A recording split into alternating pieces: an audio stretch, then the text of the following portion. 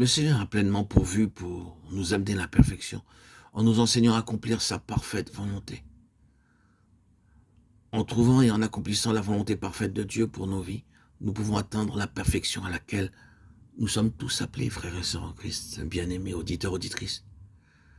Notre Dieu est un Dieu de paix. Toutes les fois que Dieu parle au sujet de quoi que ce soit, une paix céleste, grandissante et éternelle s'installe alors dans nos cœurs. L'œuvre de la justice sera la paix. Ésaïe 32, 17. Lorsque le Seigneur Jésus apparut à ses disciples après sa résurrection, les premières paroles qu'il prononça furent les suivantes. La paix soit avec vous. Il prononça ces paroles à deux reprises dans Jean 20, 19 et 21. Dans Marc 4, 39, il reprit le vent et la mer en employant des paroles semblables. Silence, tais-toi. Paix, sois calme. Lorsque le Seigneur parle, la paix règne. Toute tempête est apaisée.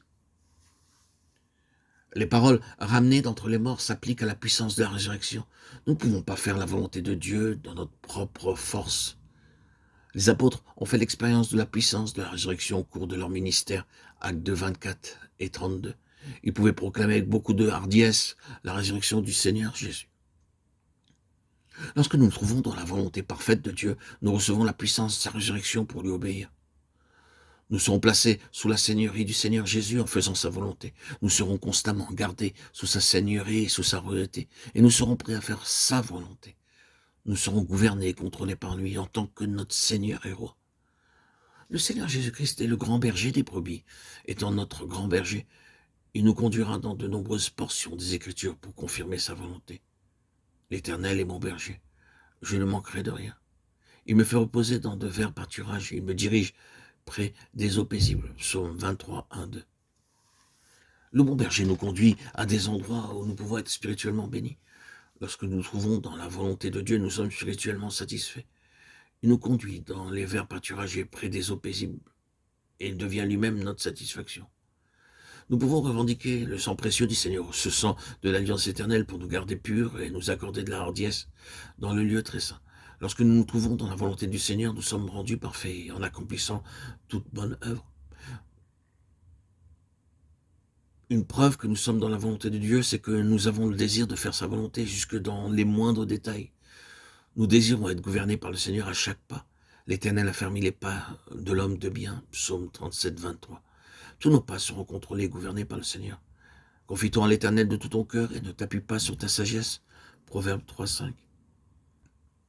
Dans toutes nos voies, nous voulons être gouvernés par lui, et ainsi devenir parfaits en toute bonne œuvre pour faire sa volonté.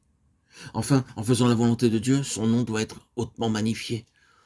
Lorsque nous faisons sa volonté, notre désir devrait consister à procurer de la gloire à notre Seigneur.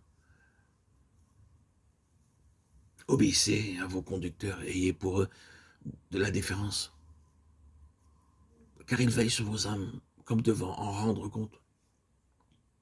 Qu'il en soit ainsi afin qu'ils le fassent avec joie et non en gémissant, ce qui ne vous serait d'aucun avantage. Hébreux 13, 17.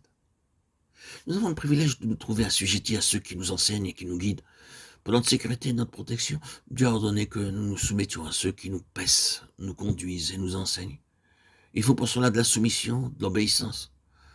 En obéissant aux serviteurs de Dieu, nous serons protégés des attaques de l'ennemi.